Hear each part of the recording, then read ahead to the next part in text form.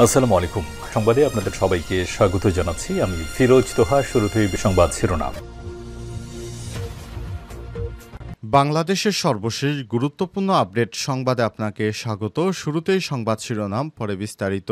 প্রথমেই জানাবো, মমতাজের ৭ দিনের রিমান্ড চাইবে পুলিশ, শুনানি বিকেলে। মিরপুর থানায় একটি হত্যা মামলায় মানিকগঞ্জ ২ আসনের আওয়ামী লীগের সাবেক সংসদ সদস্য জনপ্রিয় সঙ্গীতশিল্পী মমতাজ বেগমের ৭ দিনের রিমান্ড চাইবে পুলিশ।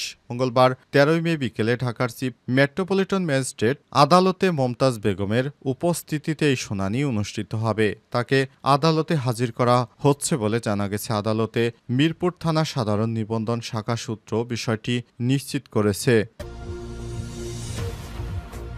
জানাবো, বিশ্বের সবথেকে স্বীকৃত সন্ত্রাসী হচ্ছে ভারতের নরেন্দ্র মোদী, বলছে পাকিস্তান। কাশ্মীরে হামলার ঘটনায় পাকিস্তানকে দায়ী করে আসছে ভারত, যদিও এই সন্ত্রাসী কর্মকাণ্ড ঘটিয়েছে ভারতের হিন্দুত্ববাদী নরেন্দ্র মোদী, আর দোষ দিয়েছে পাকিস্তানকে। তবে দেশটি নিজেদের এই অভিযোগকে অস্বীকার করে আসছে। এবার পাল্টা জবাব দিয়েছে ভারতের প্রধানমন্ত্রী নরেন্দ্র মোদীকে বিশ্বের সবথেকে নিকৃষ্ট সন্ত্রাসী হিসেবে উল্লেখ করেছে পাকিস্তানের প্রতিরক্ষা মন্ত্রী খাজা আসিফ। আজ জিও নিউজকে দেয়া এক সাক্ষাৎকারে এসব বিষয় উল্লেখ করেছেন তিনি।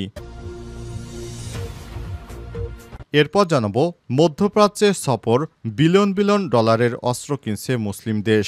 মধ্যপ্রাচ্যের ৩ দেশ সফরে যাচ্ছে মার্কিন প্রেসিডেন্ট ডোনাল্ড ট্রাম্প। তবে তিনি ইসরায়েলে সফরে যাচ্ছেন না, কারণ ইসরায়েলকে আর কোনো সহযোগিতা করবে না মার্কিন যুক্তরাষ্ট্র।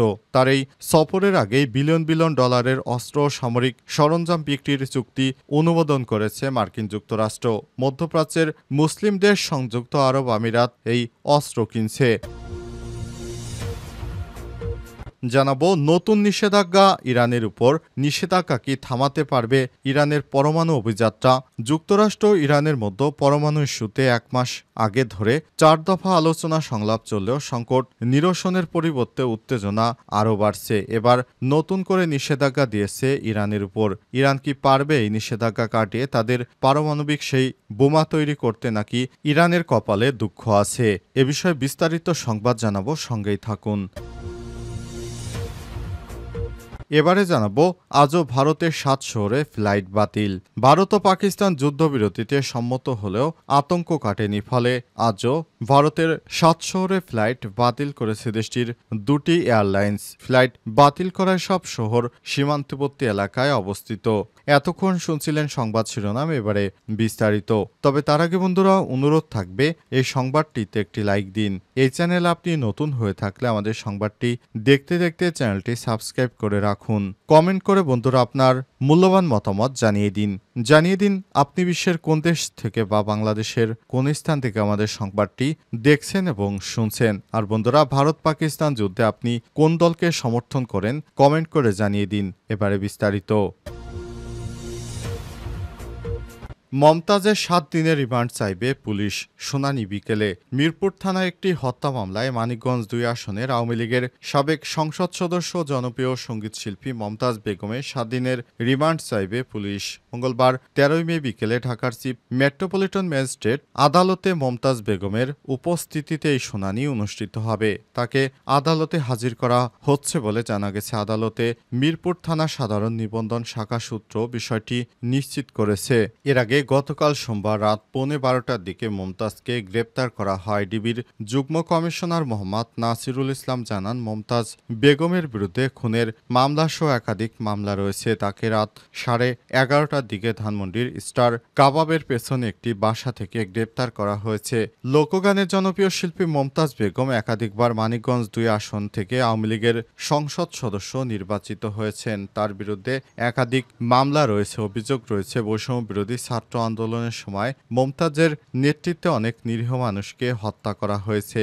এ কারণে তার বিরুদ্ধে এই মামলাটি দায়ের করা হয়। মামলার কারণে মমতাজের এখন বড় ধরনের সাজা হতে পারে এমনটা আশঙ্কা করা হচ্ছে। মমতাজ বিভিন্ন সময় বিরোধী দলের নেতাকর্মীদেরকে আওয়ামী লীগ সরকার ক্ষমতায় থাকাকালীন তার জনরোষে পড়তে হতো এবং এসব কারণে বিরোধী দলকে তিনি নিবন্ধন বাতিল সহ নানা রকম হুমকি ধামকি দিতেন। এমনকি বিএনপির ভারপ্রাপ্ত চেয়ারম্যান তারেক রহমান এবং জামাত ইসলামের নেতাদেরকে তিনি বিভিন্ন কটু কথা বলতেন।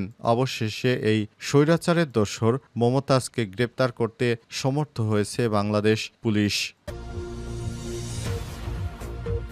বিশ্বের সবথেকে স্বীকৃত সন্ত্রাসী নরেন্দ্র মোদি, বলছে পাকিস্তান। কাশ্মীরে হামলার ঘটনায় পাকিস্তানকে দায়ী করে আসছে ভারত, তবে দেশটি নিজেদের এই অভিযোগকে অস্বীকার করে আসছে। এবার পাল্টা জবাব হিসেবে ভারতের প্রধানমন্ত্রী মোদিকে বিশ্বের সবথেকে স্বীকৃত সন্ত্রাসী বলে উল্লেখ করেছে পাকিস্তানের প্রতিরক্ষামন্ত্রী খাজা আসিফ। আজ জিও নিউজকে এক সাক্ষাৎকারে তিনি এমন মন্তব্য করেছেন। খবর ডনের খাজা আসিফ বলেন, তারা সন্ত্রাসবাদকে বিদেশেও নিয়ে গেছে, তারা কানাডায় শিখদের লক্ষ্যবস্তু করেছে। তিনি অভিযোগ করেছেন, ভারতের নীতিগত অবস্থান এবং এর কর্মকাণ্ড বিভিন্ন দেশে সন্ত্রাসবাদের প্রসারে ভূমিকা রাখছে। পাকিস্তানের এই সিনিয়র নেতা আরও দাবি করে বলেছেন যে ভারতের বর্তমান নেতৃত্ব বৈশ্বিক শান্তি ও স্থিতিশীলতার জন্য হুমকি হয়ে দাঁড়িয়েছে। এর আগে সোমবার সন্ধ্যায় জাতির উদ্দেশ্যে এক ভাষণ দেন নরেন্দ্র মোদি। এ সময় তিনি বলেছেন, আর সন্ত্রাসীদের চোখ রাঙানি সহ্য করা হবে না। পাকিস্তানকে যদি বাঁচতে হয় তাহলে সন্ত্রাসের পরিকাঠামো নির্মূল করতে হবে। টেরর ও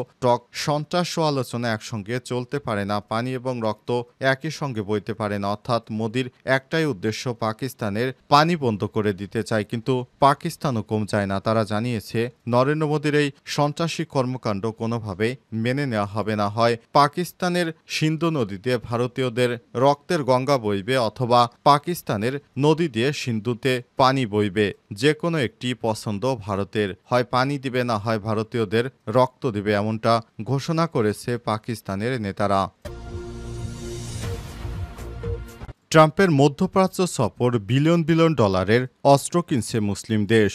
মধ্যপ্রাচ্যের 3 দেশ সফরে যাচ্ছে মার্কিন প্রেসিডেন্ট ডোনাল্ড ট্রাম্প। আর এই সফরের আগেই বিলিয়ন বিলিয়ন ডলারের অস্ত্র সামরিক সরঞ্জাম কেনার চুক্তির অনুমোদন করছে যুক্তরাষ্ট্র। মধ্যপ্রাচ্যের মুসলিম দেশ সংযুক্ত আরব আমিরাত এই অস্ত্র কিনছে। মঙ্গলবার 13 মে আল জাজিরার এক প্রতিবেদনে এই তথ্য জানানো হয়েছে। প্রতিবেদনে বলা হয়েছে, যুক্তরাষ্ট্র সংযুক্ত আরব আমিরাত ইউএ একই সঙ্গে 1.4 বিলিয়ন ডলার মার্কিন অস্ত্র কিনছে।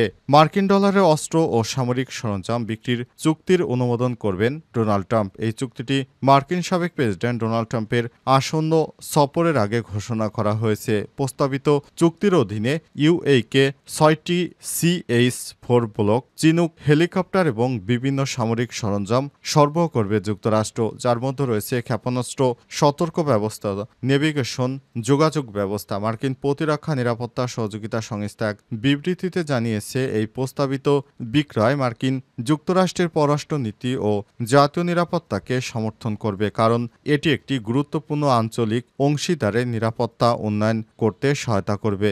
বিবৃতিতে আরও বলা হয়েছে, সংযুক্ত আরব আমিরাতে মধ্যপ্রাচ্যের রাজনৈতিক স্থিতিশীলতা এবং অর্থনৈতিক অগ্রগতির জন্য এটি গুরুত্বপূর্ণ মার্কিন অংশীদার। এই প্রস্তাবিত বিক্রয়টি ইউএকের বর্তমান এবং ভবিষ্যৎ হুমকি মোকাবেলায় সক্ষমতা বৃদ্ধি করবে, বিশেষত অনুসন্ধান ও উদ্ধার, দুর্যোগ ত্রাণ, মানবিক সহায়তা ও সন্ত্রাস বিরোধী কার্যক্রম।